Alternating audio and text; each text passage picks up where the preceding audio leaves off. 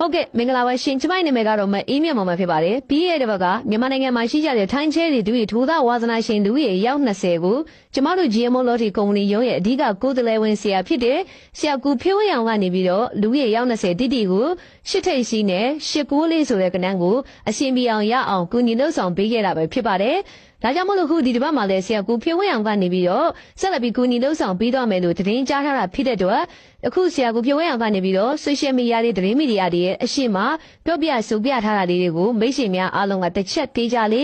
နားထောင်ပေးပါသေးကျွန်မကနေပြောချင်ပါတယ်ကျင်းနေပါပေါက်ရှင်နဲ့ကျင်းနေပါရကျင်နေဆိုရင်တော့ဆရာပြောတာလေးတွေကိုတစ်ချက်သေးရလေလှပြီးနားထောင်ပေးပါရှင်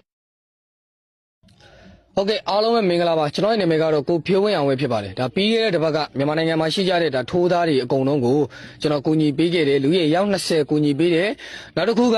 မိတ်ဆွေများအားလုံးပဲမယုံသင်္ကာဖြစ်နေတဲ့သူတွေရှိတယ်တချို့ကြတော့အလင်းညာတွေနဲ့တွေ့နေလို့